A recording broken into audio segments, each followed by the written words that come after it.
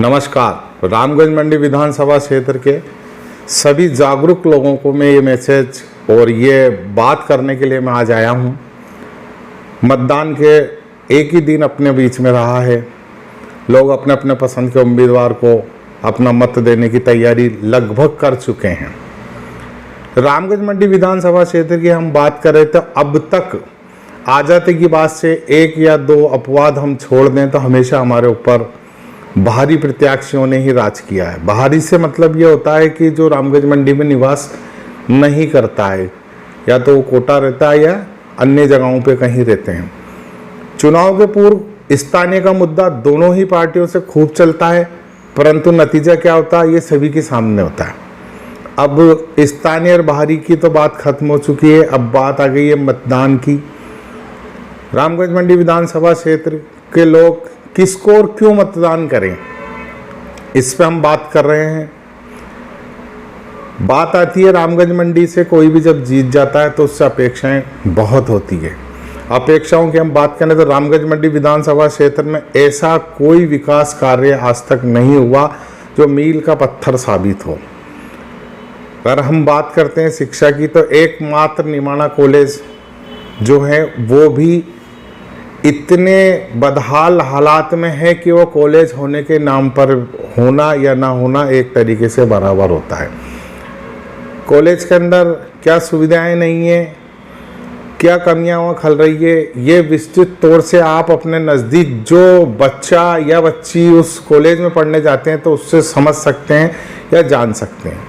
मैं यहाँ किसी राजनीतिक दल का प्रचार करने या किसी उम्मीदवार को आपका मत देने के लिए नहीं आया हूँ।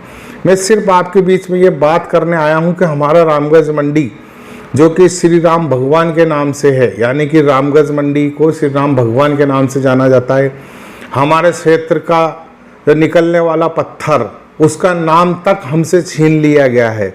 उस पत्थर को कोटा स्टोन के नाम से जाना जाता है। बहरहाल नाम से कोई फर्क नहीं पड़ता है। दूसरे हमारे क्षेत्र की हम बात करें तो हम धनिया उत्पादन में पूरे विश्व में प्रथम आते हैं। एशिया की सबसे बड़ी धनिया की मंडी हमारी रामगंज मंडी में है, परंतु हम इतना राजस्व सरकार को देने के बाद भी किस हालात में अपना जीवन जी रहे हैं ये आप और हमसे बेहतर कोई नहीं जानता है। बात करते हैं किसानों की। किसान आज भी अपनी बदहाली पर होता है। समीप की बात करें, हाड़ौती के कई गांव जैसे सांगोद क्षेत्र के, इटावा क्षेत्र की हम बात करते हैं, 2 दशक से वहाँ पे नहरों का काम है। नहरों से वहाँ पे किसान सिंचाई करता है और वो क्षेत्र हाड़ौती में किसानों के नाम से जाना जाता है। रामगंज मंडी में भी उपजाऊ भूमि है, ऐसा नहीं है कि यहाँ उपजाऊ भूमियाँ नहीं है, लेकिन यहाँ नहरी सिंचाई तंत्र अभी तक भी बहाल नहीं हो पाया है। ताकली बांध की बात करें, ताकली बांध से जो नहरें निकाली जा रही है वो प्लास्टिक के पाइपों से निकाली जा रही है। अब प्लास्टिक के पाइप कब तक चलेंगे या आप और हम अच्छे से समझ सकते हैं। रामगंज मंडी की हम चिकित्सा की बात करें, रामगंज मंडी का अपना अस्पताल, इसको ट्रॉमा बना दो, इसको ये बना दो, इसको वो बना दो, लेकिन ये सब कागजों में ही बनता है। कोई गंभीर बीमार हो जाए तो उसको झालावाड़ या कोटा लेकर हमें भागना पड़ता है। कई सैकड़ों जाने इलाज का भाव में यहाँ जा चुकी है, परंतु आज तक दोनों ही दलों ने इस ओर कभी ध्यान नहीं दिया। शिक्षा की मैं आपको पहले ही बता चुका हूँ, निमाणा कॉलेज की बदहाल स्थिति में है।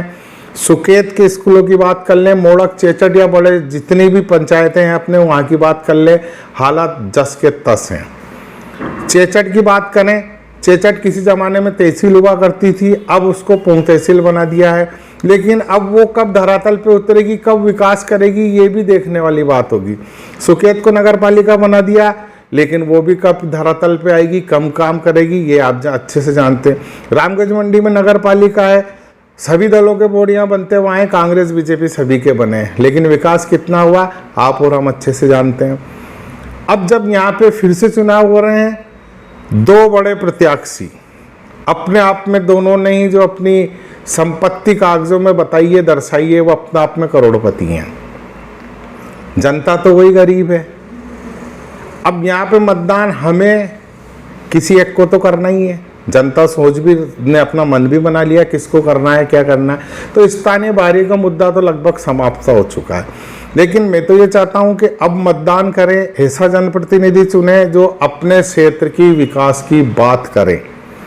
आखिरी और मेरी अंतिम बात, 25 नवंबर को मतदान दिवस है, सभी लोग मतदान करने अवश्य जाएं, यानी कि ये अपना हक है। 25 तारीख तक आप सब इन नेताओं के भगवान हैं, जब भगवान है तो भगवान के हिसाब से अपना मतदान भी जरूर करें।